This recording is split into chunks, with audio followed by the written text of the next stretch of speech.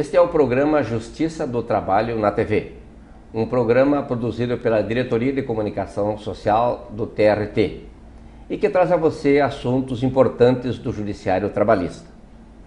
Hoje estamos com muita satisfação recebendo em nossos estúdios a doutora Carla Patrícia Souza, advogada trabalhista em Cuiabá. Doutora Carla é formada em Direito pela UFMT, formou-se em 1998, mestre e doutora em Direito das Relações Sociais pela PUC de São Paulo. Ela atualmente também é professora em cursos de pós-graduação. Doutora Carla, satisfação tê-la conosco. A senhora publicou recentemente um livro que é a sua tese de doutorado na PUC de São Paulo. Esse livro trata da questão da execução provisória. O que vem a ser a execução provisória na Justiça do Trabalho? Como que ela funciona atualmente? É uma honra estar aqui. A escolha do tema foi justamente por causa da minha militância trabalhista. O advogado trabalhista, eu costumo dizer que aquele que exerce um sacerdócio, esse ministério da advocacia trabalhista, ele se depara com um verdadeiro calvário. Nós chamamos de via crucis, é a fase mais tormentosa do processo, é a fase da execução trabalhista. Porque é a fase que o reclamante, aquele que é vencedor na demanda, onde já não se discute mais o direito, a quem cabe o direito, onde já está decidido aquilo que se deve pagar, aquilo que se deve fazer ou deixar de fazer. Então, a fase da execução é a fase em que aquele que ganhou, numa linguagem bem simples, espera receber. E muitas vezes essa espera é longa demais. Existem muitos recursos na Justiça do Trabalho também? Isso. Além, não é nem tanto por causa do número de recursos, de instrumentos. Muitas vezes é porque a parte, o reclamado, a empresa, o empregador, ele está numa condição de não ter bens, ou de não ser encontrado, ou de deliberadamente prejudicar, protelar, utilizar dos meios que o processo possibilita para demorar o pagamento. Fazer com que o processo se estenda além do devido. Então, a escolha do tema, a delimitação do tema foi para que eu pudesse refletir, me aprofundar um pouco mais no estudo da execução e trazer uma reflexão para a comunidade jurídica, porque o objetivo do doutorado é trazer uma proposta, uma nova proposta de alteração da legislação, de mudança de súmula, e o objetivo do doutorado, da tese de doutorado, foi cumprido por minha parte. Eu trouxe uma proposta de inovação, tanto por causa da legislação e também com relação às súmulas do Tribunal Superior do Trabalho. A execução da Justiça do Trabalho é uma das partes realmente mais difíceis do tribunal. A gente sabe, luta muito para acelerar esse processo de execução. Isso. Mas a execução provisória, ela vai até onde? Por que ela para? O que pode fazer com essa execução provisória? O núcleo, o cerne da minha pesquisa é justamente esse. A execução provisória, tal qual regulamentada pela CLT no artigo 899, ela diz que a execução vai até a penhora. Quando o Código de Processo Civil passou a receber alterações, a legislação, em especial a Lei 11.232, ela trouxe novidades para o Código de Processo Civil, que é utilizado de forma subsidiária por nós, pelo processo do trabalho. Então, a partir do momento que o artigo 475, letra O, do CPC, possibilita, inclusive, a liberação de valores em execução provisória, a minha pesquisa foi direcionada para que tanto a CLT quanto o posicionamento do Tribunal Superior do Trabalho faça uma análise, né, uma reavaliação do procedimento com relação à execução provisória.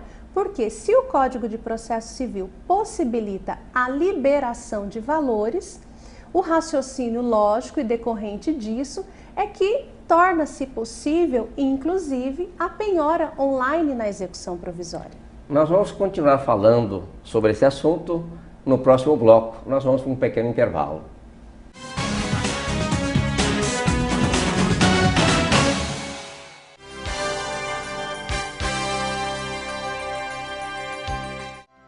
A busca contínua pela melhoria no atendimento e pela rapidez na solução dos processos faz da Justiça do Trabalho a mais eficiente em Mato Grosso.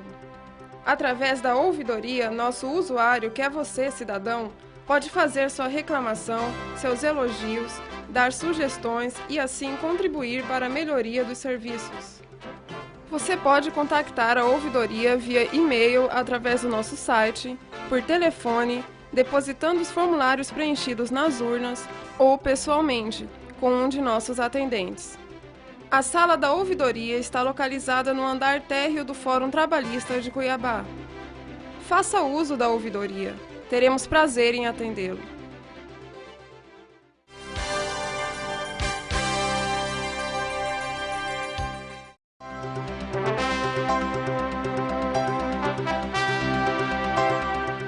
O terreno que servia de garagem à empresa Tuti Transportes em Cuiabá foi colocado à venda com o intuito de liquidar a dívida da empresa com cerca de 800 ex-funcionários e ainda, havendo recursos, solucionar processos em trâmite na Justiça Comum.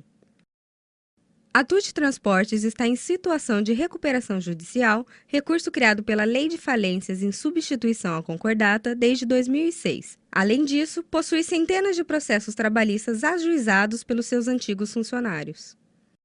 O terreno tem pouco mais de 15 mil metros quadrados e está localizado na Avenida Fernando Correia da Costa, uma das regiões mais valorizadas de Cuiabá. De acordo com o mercado imobiliário, o terreno está avaliado em 15 milhões de reais. A autorização da venda do imóvel foi um recurso utilizado pelo proprietário da empresa e pelo juiz Luiz Aparecido Torres, responsável pelo Núcleo de Conciliação do TRT de Mato Grosso, para solucionar os processos judiciais abertos contra a empresa. Essa é uma nova modalidade de expropriação de bens, instituída em dezembro de 2006, que permite ao credor tomar a iniciativa e providenciar a venda do bem penhorado. De acordo com o Núcleo de Conciliação, a venda do terreno deve garantir o pagamento de todos os ex-funcionários da Tuti Transportes que fizeram um acordo na Justiça do Trabalho.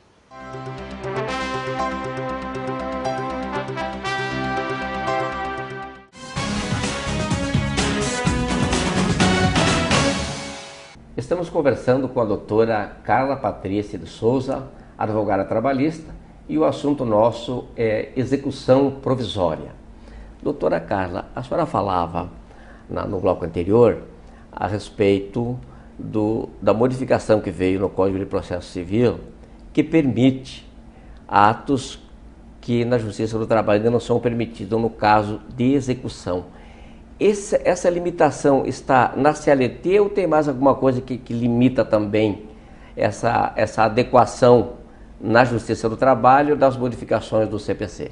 Isso, o grande fator, né, que limita essa atuação é o artigo da CLT.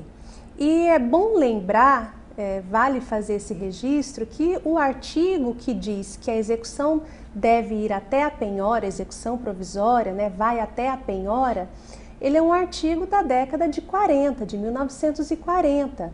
Nós, infelizmente, na área do processo trabalhista, nós não temos o mesmo dinamismo com que o processo civil vem tratando dos assuntos relacionados à execução.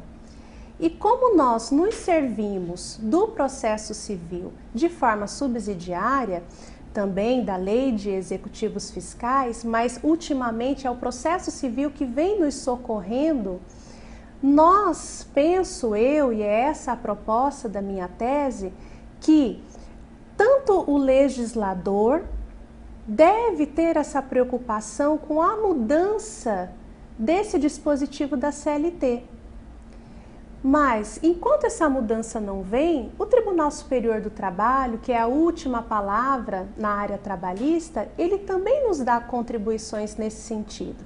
Ocorre que o Tribunal Superior do Trabalho, por meio da súmula 417, ainda entende que fere o direito líquido e certo a penhora online, né, o bloqueio em dinheiro daquele que está passando na fase da execução provisória. Ou seja, a partir do momento que o Tribunal Superior do Trabalho entende que é um ato que fere o direito líquido e certo, é evidente que isso também é um fator limitador para que a execução provisória transcorra com a celeridade e com aquele objetivo que o CPC trouxe ou pretendeu trazer. E justamente a Justiça do Trabalho, que prima pela celeridade, porque está cuidando de verba alimentar, que é o que os trabalhadores buscam na Justiça do Trabalho, justamente ele fica atrasado. Isso. Nessa questão de não poder fazer penhora online. É bom acrescentar que essa súmula 417, ela é anterior a essa inovação do CPC.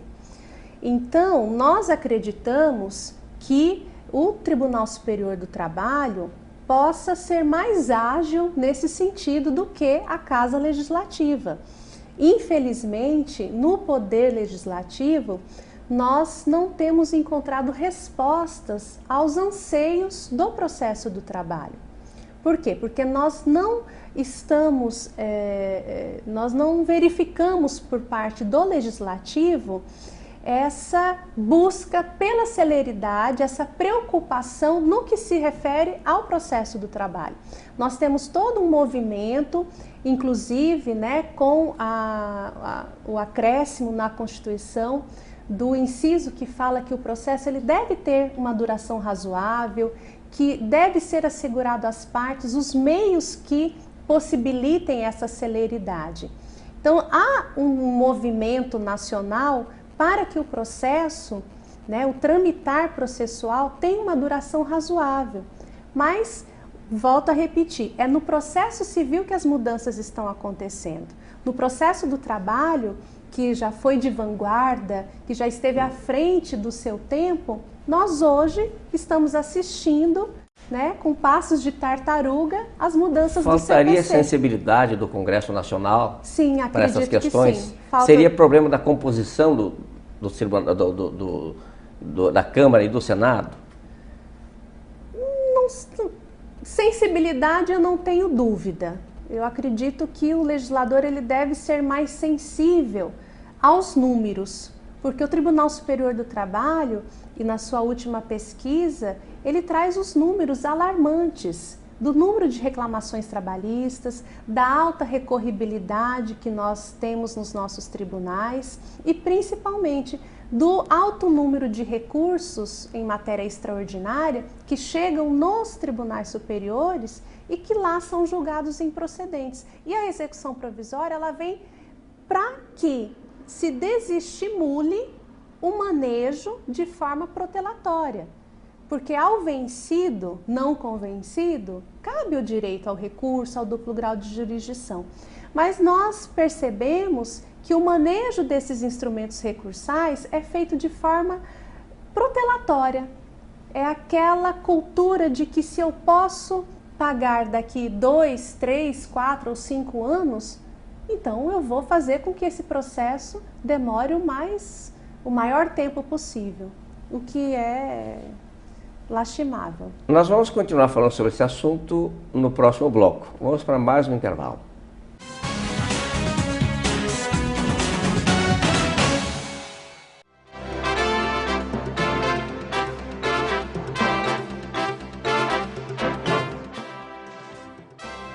Para melhor atender os jurisdicionados, o Tribunal Regional do Trabalho de Mato Grosso, através de decisão do Tribunal Pleno, alterou o seu horário de funcionamento. A partir do dia 1º de setembro de 2008, o horário para atendimento ao público em geral e advogados será das 12 às 18 horas. Essa medida reflete a preocupação da administração do TRT de Mato Grosso em melhorar a qualidade dos serviços prestados à comunidade.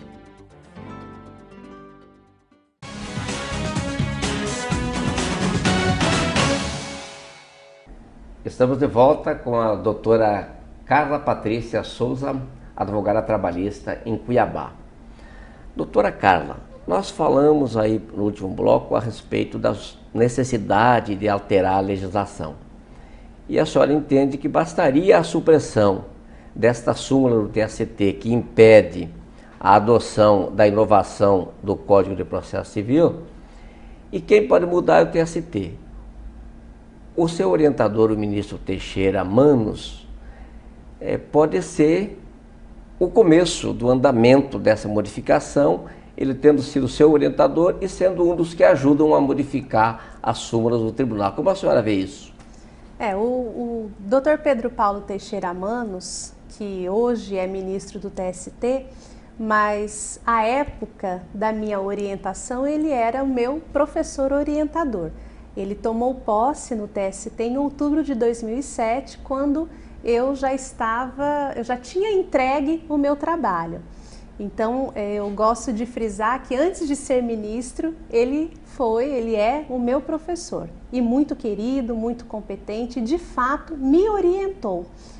E ele tem uma postura muito democrática, ele jamais cerceia o pensamento do aluno, uma reflexão crítica. E nos nossos debates, nas nossas discussões, ele foi o primeiro a me chamar a atenção para esse novo olhar para a execução, para esse momento de rever conceitos. Então é evidente que eu não posso falar por ele, né, pela postura que ele vai ter a partir de agora enquanto ministro. Mas ele vai ter uma abertura. Mas eu acredito que a mente arejada, o olhar acadêmico, não só o olhar de magistrado de longos anos, que foi na 2ª região, né, no estado de São Paulo, no Tribunal de São Paulo, mas eu acredito que a mente arejada, né, a reflexão crítica, ele certamente vai levar para os julgamentos no Tribunal Superior do Trabalho. E foi uma honra para mim muito grande tê-lo como orientador. Nós esperamos que a senhora tenha sucesso nessa empreitada e vai ser muito bom para a Justiça do Trabalho e para todos os trabalhadores do Brasil que isso aconteça. Eu acredito, essa é a intenção. A doutora Carla é uma advogada ainda jovem, mas há muito tempo ela circula os corredores da Justiça do Trabalho. Sim. Porque ela é filha de um advogado famoso, tem um escritório com muitas ações trabalhistas, o doutor Guaraci Carlos de Souza. Isso. E eu queria perguntar para a senhora se essa vontade de fazer advocacia, de fazer e vir trabalhar na Justiça do Trabalho, veio do convívio com seu pai? Sem dúvida. Antes de eu pensar em fazer vestibular, eu já circulava nos corredores da Justiça do Trabalho, quando ainda era na Avenida Fernando Correia da Costa, ali no prédio antigo, quando só tínhamos 2 varas do trabalho. Eu era menina, criança, e eu já acompanhava meu pai. Então eu costumo dizer que não teria outro caminho para mim senão militar na Justiça do Trabalho, porque eu tenho no meu pai o exemplo de um advogado ético, um exemplo de um advogado íntegro e todas as virtudes na competente advocacia, também, porque competente. Tem que ser competente para fazer sucesso. Isso, né? O sucesso, o reconhecimento, ele vem do trabalho e do trabalho digno. Então eu vejo no meu pai essa história, né, da advocacia, esse ministério do bem atender e do bem servir, de ajudar a administrar a justiça. Então eu não via para mim, enquanto menina, enquanto adolescente, e na minha decisão de fazer o vestibular, eu não via outro caminho a não ser militar na área trabalhista. E faço isso com muita alegria. E quando estive em São Paulo, durante o meu doutorado, o meu mestrado também, eu tive a oportunidade de dar aulas em faculdades lá em São Paulo. E eu dizia para os meus alunos que a Justiça do Trabalho aqui em Mato Grosso é uma justiça de primeiro mundo, porque as realidades que nós assistimos na Justiça do Trabalho, nos tribunais de São Paulo, por exemplo, na capital, nas varas de trabalho da capital de São Paulo, é uma realidade que eu espero jamais assistir aqui no âmbito do nosso tribunal. Então eu me orgulho e me sinto muito feliz em advogar, em militar na Justiça do Trabalho aqui em Mato Grosso, na 23ª região. Nós esperamos que a senhora continue tendo muito sucesso. Obrigada. Bem como que o seu livro, além de trazer uma modificação para a Justiça do Trabalho, isso, que ele venda bastante. Eu vou fazer um comercial dele. Esse livro encontra-se à venda nas livrarias Janina, e os interessados no assunto e na matéria poderão adquiri-lo. E se quiser vir pegar o autógrafo da doutora Carla, é só circular nos corredores da Justiça do Trabalho, que certamente vai encontrar ela onde a gente vê ela todos os dias. Nós agradecemos. Eu que agradeço, me sinto honrada e feliz por estar aqui. Quero dizer que o livro foi escrito numa linguagem bem acessível, porque como professora eu já pensei nos meus alunos lendo esse livro. Então, para toda a comunidade jurídica, para todos aqueles que operam o direito, especialmente o direito do trabalho, o processo do trabalho, está aí a minha contribuição e eu espero que gostem e que possam discutir também comigo, trazer sugestões. Eu estou aberta para que outros frutos venham a surgir desta obra. Obrigada. Surgirão. Obrigada. Nós agradecemos a presença da doutora Carla e esperamos ter outras oportunidades para trazê-la aqui nesse programa para conversarmos sobre outros temas da Justiça do Trabalho. E agradecemos também a você que nos dá o prazer da sua audiência.